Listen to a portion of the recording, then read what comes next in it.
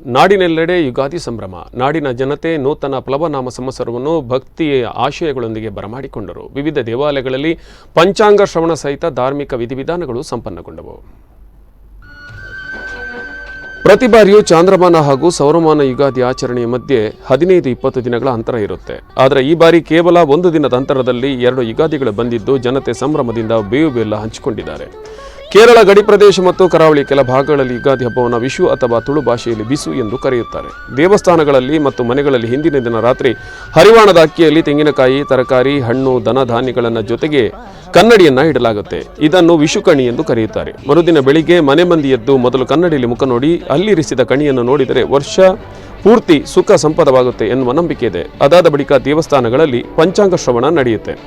ವಿಕಾರಿ ನಾಮ ಸಂವತ್ಸರದ ಅಂತಿಮ ಹಂತದಲ್ಲಿ ಕೊರೋನಾ ಒಕ್ಕರಿಸಿ 1 ವರ್ಷ ಬಾಧೆ ನೀಡಿತು. ಶಾರ್ವರಿ ನಾಮ ಸಂವತ್ಸರದ ಅಂತಿಮ ಕಾಲಘಟ್ಟದಲ್ಲಿ ಮತ್ತೆ ಕೊರೋನಾ ಅಲೆ ಬಂದು ಜನತೆಯನ್ನು ಆತಂಕಗೊಳಿಸಿದೆ. ಸದ್ಯ ಆರಂಭವಾಗಿರುವ ಪ್ಲವನಾಮ ಸಂವತ್ಸರ ಎಲ್ಲಾ ತೊಂದರೆಗಳನ್ನು ತೊಡೆದು ಸುಭಿಕ್ಷ ನೆಲೆಸಲು ಕಾರಣವಾದಿತು ಎಂಬುದು ಜ್ಯೋತಿಷಿಗಳ ಮಾತು.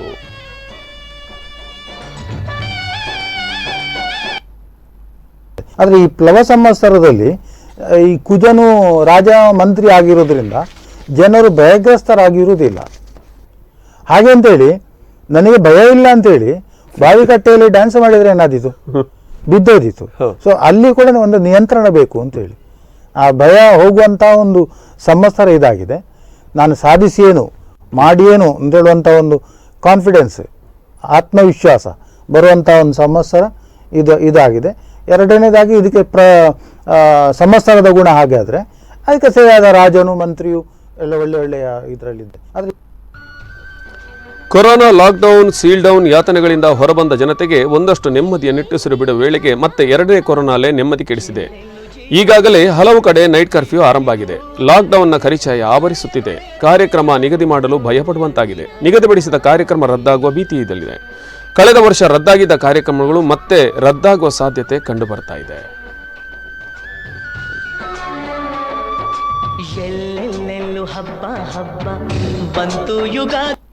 ಕಲಿಯುಗ ಪ್ರಾರಂಭ ಆದದ್ದು ಕರ್ಕದಲ್ಲಿ ಉದಯ ಆದಾಗ.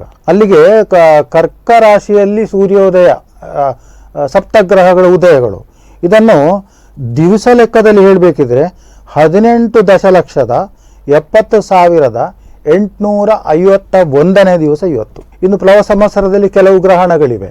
ಆದರೆ ಭಾರತಕ್ಕೆ ಅಂಥವನ್ನು ಆತಂಕವನ್ನು ತರುವಂಥದ್ದು ಅಥವಾ ಅನನುಕೂಲವನ್ನು ತರುವಂಥ ಯಾವುದೇ ಗ್ರಹಣಗಳು. ಎಲ್ಲ ಆತಂಕಗಳನ್ನು ಪ್ಲವನಾಮ ಸಂವತ್ಸರ ನಾಶ ಮಾಡಿ ನಾಡಿನ ಜನತೆಗೆ ಸುಖ ಶಾಂತಿ ನೀಡಲಿ ಎಂಬುದೇ ಸ್ಪಂದನ ಟಿವಿ ಆಶಯ. ಸ್ಪಂದನ ನ್ಯೂಸ್ ಡೆಸ್ಕ್.